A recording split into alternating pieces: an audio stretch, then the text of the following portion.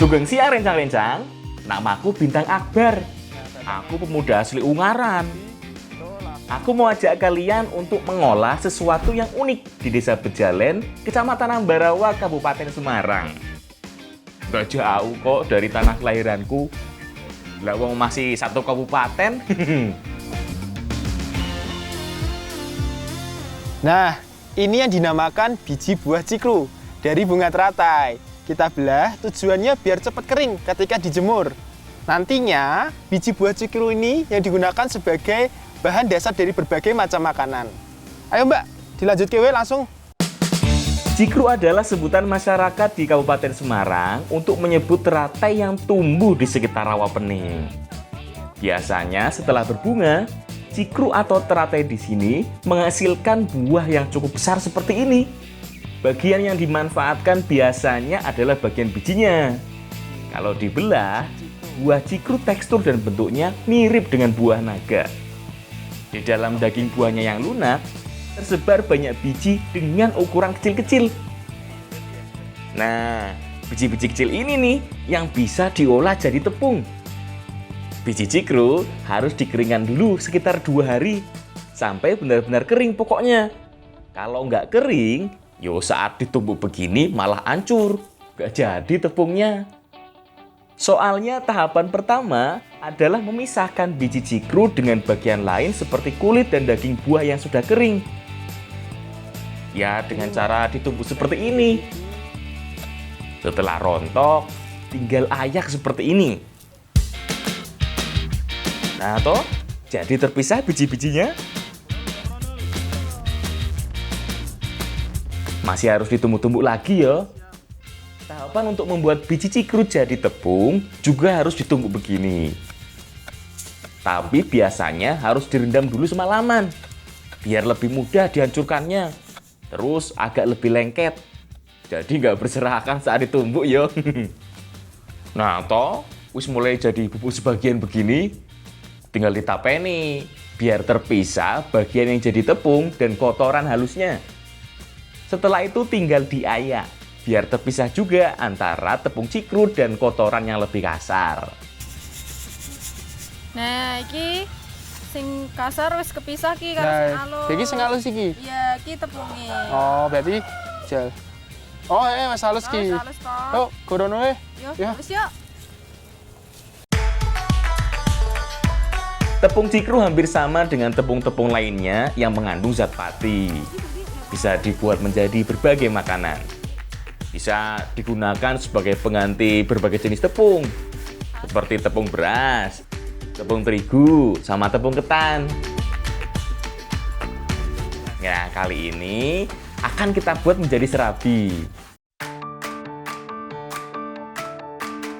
Serabi adalah jajanan pasar tradisional yang berasal dari Indonesia. Kalau serabi yang berkembang di masyarakat Jawa, biasanya hanya ada rasa ori dan dihidangkan dengan kinca atau cairan gula merah. Tapi kalau serabi bagi masyarakat Sunda yo banyak variannya. Nah, kalau yang akan kita buat sekarang adalah sejenis serabi ngampin ya. Itu loh, serabi yang berkembang di Desa Ngampin, Kabupaten Semarang. Biasanya bentuknya kecil-kecil dan dihidangkan dengan kinca. Bahannya hanya tepung cikru yang menggantikan tepung beras. Kemudian dicampur dengan santan kelapa. Aduk-aduk sampai jadi adonan. Nek bagian yang bikin adonan yo, biar jadi urusan kaum hawa. Kalau aku ntar bantuin masak serabinya aja deh. Daripada bikin adonannya malah jadi nggak enak. Mas wis jadi iki sing warna abang. Oh iya, suwun ya. Tak tuangi sih.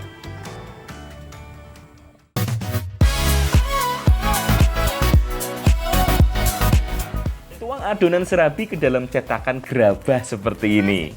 Nggak perlu dikasih minyak ya. Jangan lupa, cetakannya harus sudah panas sebelumnya. Jadi nggak lengket nanti. Setelah itu, harus langsung ditutup ya. Nah, jadi kalau kita bikin serabi, itu cukup ditutup aja, nggak perlu dibolak-balik. Karena apa? Karena panasnya itu pasti merata dan juga pasti mateng. Oke, Bu? Soalnya dengan ditutup begini jadi kayak di oven. Panasnya menyebar dari bawah sampai ke atas. Makanya tetap matang sempurna. Sebenarnya bisa juga menggunakan cetakan yang berbahan dasar logam ya. Tapi lebih cepat gosong. Soalnya bagian bawahnya cenderung lebih cepat panas dari bagian yang atasnya. Kalau bahannya dari gerabah seperti ini sih, panasnya lebih rata. Nah, wis mateng ki. Kira-kira gimana ya rasanya serabi dari tepung cikru seperti ini? Ra sabar iki.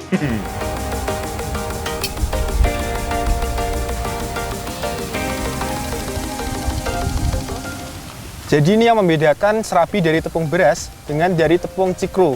Kalau pakai tepung cikru itu lebih lembut, yang bikin ini tambah enak. Loh, kok sedontek toh? Langsung nanduk wae iki lho, jek akeh. Iya, Mas. Yo, jibuk wae langsungan. Teksturnya lebih lembut dibandingkan dengan serabi dari tepung beras. Tapi agak sedikit masir yo. Kayak ada sisa-sisa serbuk. Ini kan penak. Ayo, Mbak, adik-adik. Telaske yo. Kapan-kapan Lumayan bisa mengenyangkan. Kandungan karbohidratnya juga banyak soalnya. Nggak kalah toh dengan karbo pada tepung beras. Lawang lebih dari 90%.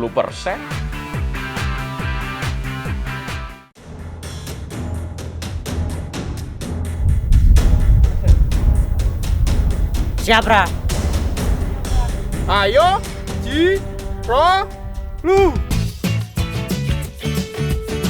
Bagi anak-anak di desa Bejalen, rawa pening sudah seperti taman bermain. Sehari-hari mereka dihabiskan di sini. Salah satu permainan yang paling sering mereka mainkan di sini adalah balap perahu seperti ini.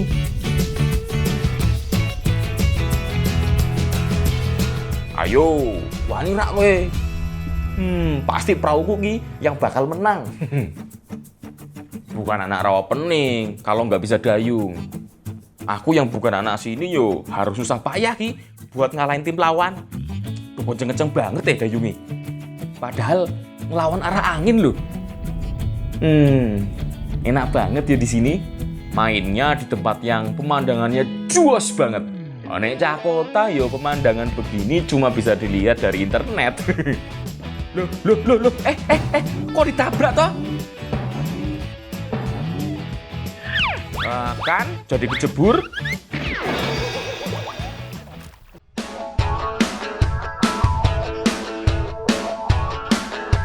Bagi piye jane iki?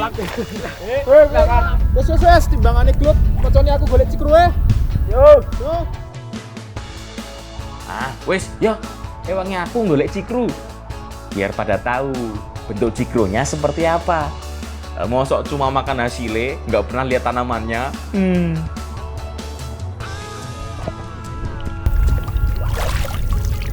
Jadi aku lagi nyari buah cikru. Ini adalah buah dari bunga teratai yang ada di sekitar Rawapening. Biasanya masyarakat sini mengolahnya menjadi makanan. Kanca-kanca, golek meneh yo. Yo, Mas, kono akeh nih. Yo wes, kono wae.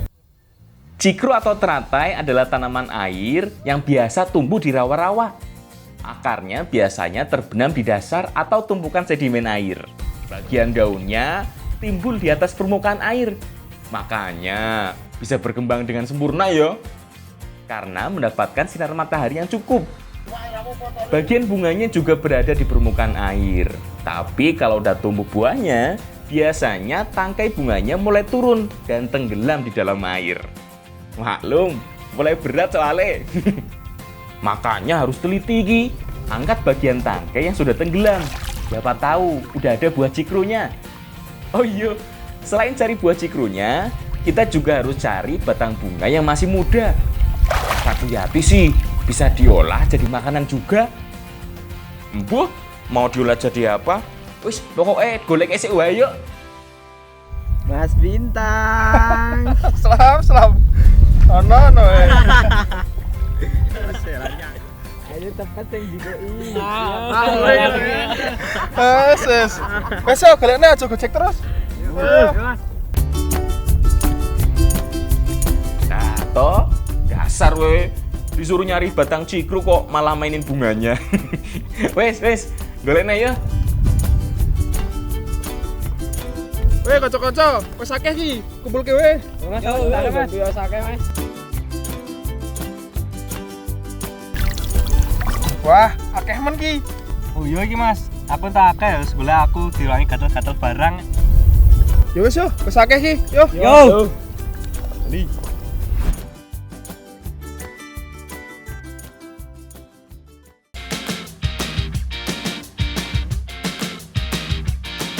Nah, wis akeh ki batang bunga cikrunya. Yuk, Mbak Vilda, Bu Yati, kita masak sekarang. Selain dimanfaatkan bijinya, batang muda cikru dapat dimanfaatkan sebagai tambahan olahan masakan. Salah satunya ikan bumbu rujak. Yo Mbak, lanjut yo weh. Yuk, ini wis neber. Sebelum diolah, batang cikru ini harus dipotong dan dibersihkan dulu seperti ini. Gampang banget kok. Tinggal potong sebagian dan langsung kupas kulitnya dari ujung seperti ini. Hampir sama kayak ngupas batang lompong. Kulit batangnya juga agak kalis, mirip lompong juga. Urusan bumbu kita serahkan sama Uti saja ya. Serahkan ke ahlinya. Bumbu rujak sebenarnya sederhana. Hanya menggunakan bumbu dasar seperti bawang merah, bawang putih, cabai, dan kunyit. Biasanya ada juga tambahan kulit jeruk limau atau jeruk sambal. Salah satu jeruk yang paling sering digunakan sebagai bumbu masakan di sini. Nah, wis siap kabeh iki bahane. Yuk, Mbak Vilda, yuk kita masak batang cikru bumbu rujaknya.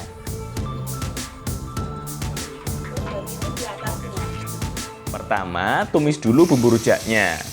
Masak sampai harum ya. Jadi ciri khas ikan bumbu rujak itu adalah menggunakan bumbu kuning ini. Nah, jangan ketinggalan menggunakan kemiri yang bikin rasanya tambah gurih. Kemiri ini yang bikin kuahnya jadi lebih kental.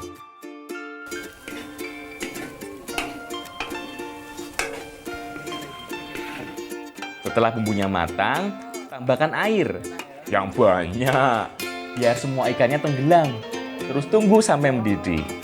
Kalau sudah mendidih, baru masukkan ikannya. Ikan bumbu rujak sebenarnya bisa dimasak menggunakan ikan apa aja. Tapi kali ini kita masak menggunakan ikan wader hijau yang merupakan salah satu ikan endemik di Rawapening. Wader ijo adalah sebutan masyarakat di sekitar Rawapening untuk menyebut ikan nilem.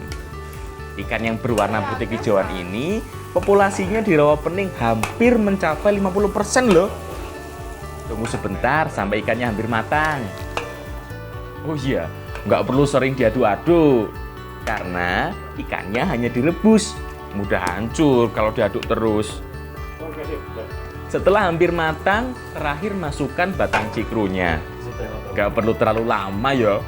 Bentar aja udah matang kok batang cikrunya. Wis penasaran iki. Gimana ya rasanya?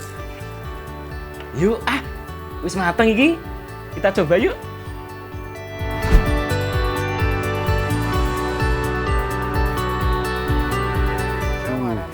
Enak banget iki bumbu rujaknya.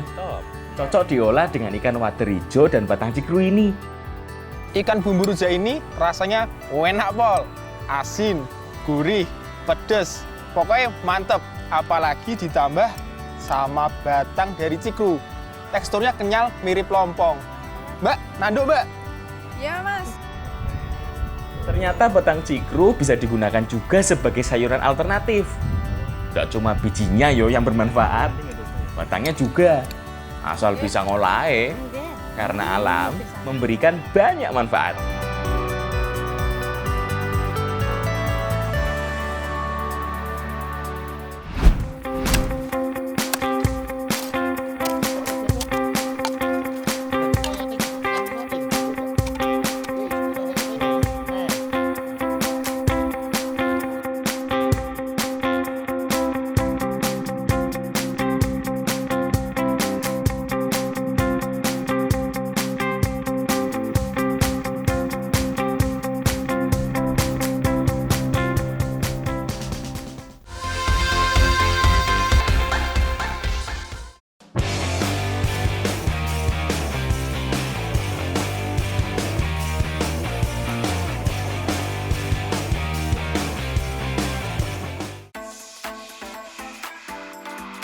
Sik, tak ambekan sik.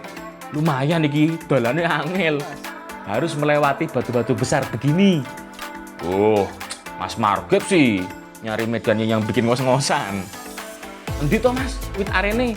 Kok nggak nyampe-nyampe kita?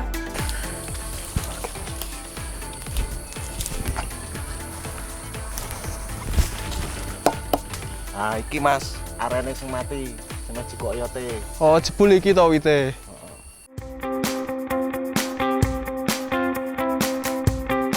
Aren atau enau adalah salah satu jenis palem-paleman yang terpenting setelah kelapa. Soalnya termasuk jenis tanaman yang serbaguna. Paling sering dimanfaatkan sih air niranya yo untuk diolah jadi gula. Makanya harus hati-hati saat ambil akar arennya. Mending pilih pohon aren yang sudah mau mati. Nah, kalau ambil akar dari pohon aren yang masih hidup, nanti malah jadi mati. Yuk, Mas Koko, Mas Marget, paculi terus biar tak kumpulke akar arene. Aduh, lecet ki Mas. Walah ra apa-apa iki. Engko tak obati ning isor kono. Tenan loh Mas, ada obatnya di bawah sana. Lumayan ki, agak perih kebaret akar yang tajam tadi.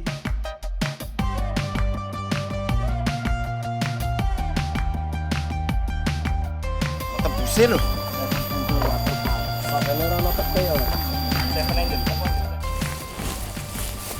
Nah, iki alang-alang ge. Lu kamu mau ki lho. Oh iya, kuwi Mas.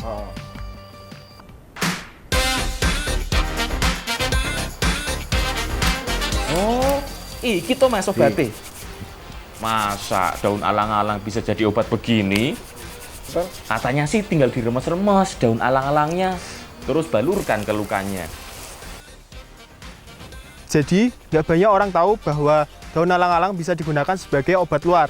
Seperti contohnya tadi kena goresan bisa diobati dengan daun alang-alang. Nggak cuma bagian daunnya loh. Katanya akar alang-alang juga bisa dijadikan obat. Alang-alang atau ilalang adalah sejenis rumput berdaun tajam yang sering dianggap sebagai gulma oleh petani. Karena pertumbuhannya yang sangat cepat dan mudah menyebar kemana-mana. Seringkali tanaman utamanya kalah kalau di sekitarnya ada alang-alang. Makanya banyak yang mengira kalau alang-alang begini tidak bakal berguna. Padahal akeh banget manfaatnya yo. Yuk, Mas, kita cari yang banyak alang-alangnya. Alang-alang ini dapat dimanfaatkan mulai dari akarnya hingga daunnya sebagai tanaman obat. Setelah ini akan diolah dengan akar aren yang telah diambil tadi.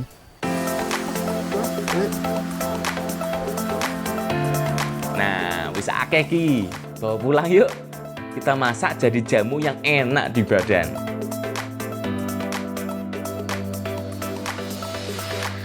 Selain akar alang-alang dan aren, ada juga bahan lain buat bikin jamunya. Nih, ada tambahan akar kates atau pepaya, jahe, dan gula merah. Tinggal potong-potong dan bersihkan dulu yo semuanya. Alang-alang potong bagian akarnya. Pepaya juga potong bagian akarnya saja.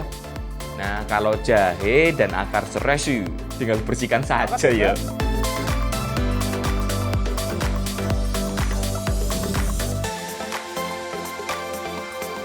Selain itu, tinggal rebus dulu airnya sampai mendidih. Oh iya. Sak piro, Mbak? Sithik-sithik wae ya alon-alon nang. Oh iya. Semuanya direbus jadi satu ya. Mulai dari akar alang-alang, aren, akar kates, jahe, dan gula merahnya.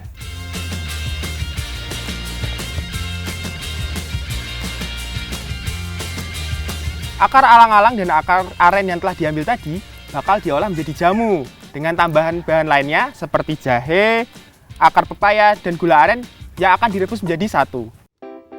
Tinggal tunggu sampai mateng, sampai aroma wanginya keluar. Jamu adalah salah satu kearifan lokal masyarakat kita dengan memanfaatkan apa yang ada di sekitar untuk dibuat menjadi minuman yang berguna bagi kesehatan. Ada banyak banget varian jamu yang berkembang di Nusantara. Lah wong negara tropis. Pasti ada banyak jenis tanaman yang bisa dimanfaatkan sebagai obat herbal. Cuma manis dong. Alang-alang adalah salah satunya. Tanaman yang sering dianggap sebagai gulma, padahal bisa jadi sangat berguna.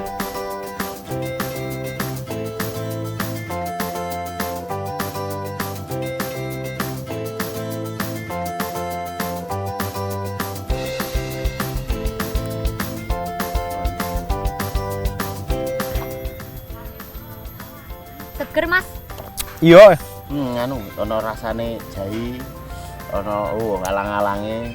marai seger iki. Nek duwe. enak tenan Ki.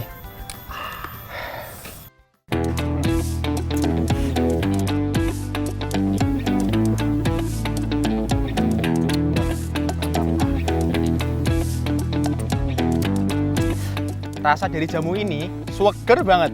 Ada manisnya, ada pedesnya, ada pahitnya juga. Cocok untuk yang pegel-pegel. Aku baru munggah waktu mau. Satu ya Mas. Yo, yuk, lanjut deh. Selain bisa ngilangin pegel-pegel, kombinasi jambu ini juga bisa menurunkan tekanan darah. Bisa juga mengobati gangguan saluran kencing. Banyak lah pokoknya manfaatnya. Aman, pokoknya aman. Karena alam banyak memberikan manfaat.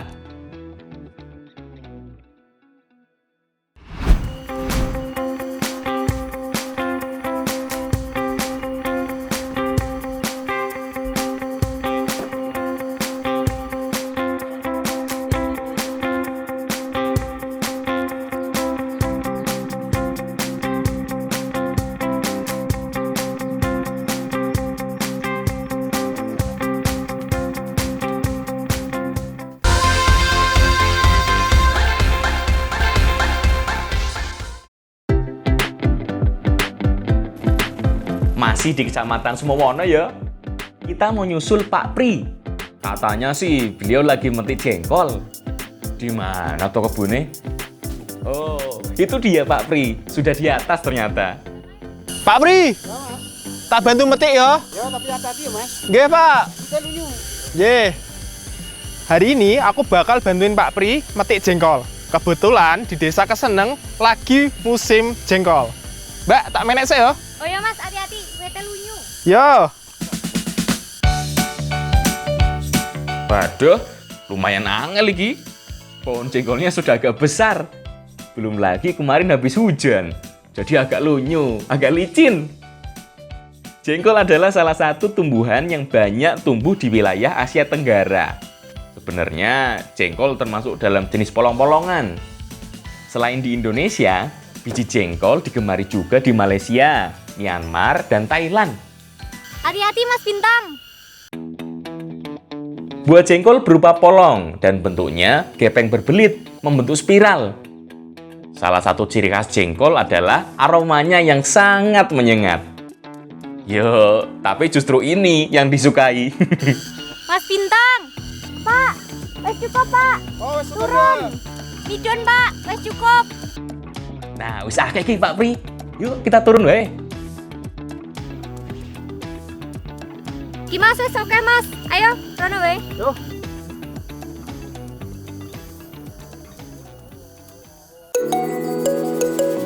Sebelum diolah jadi jengkol, harus dikupas lebih dulu. Caranya dengan dipukul dari samping, agar kulit kerasnya terbuka. Nah, tinggal ambil bijinya.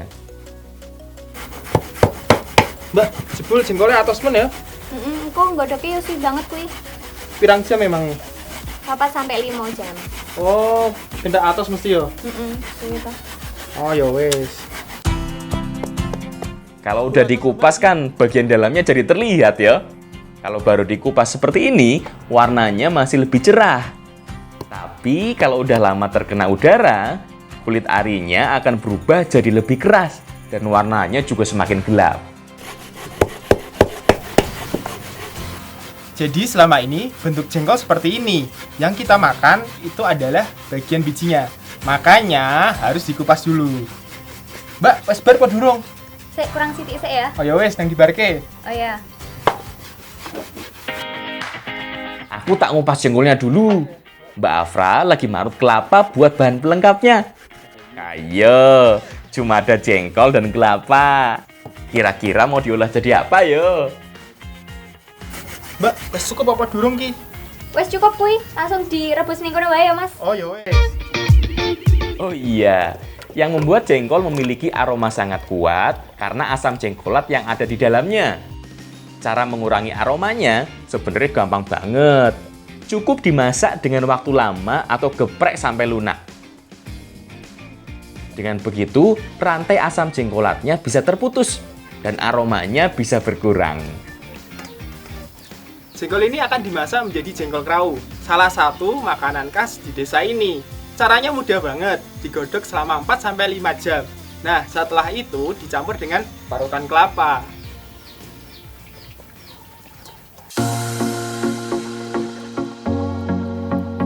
Simpel banget toh, cuma butuh jengkol rebus dan parutan kelapa.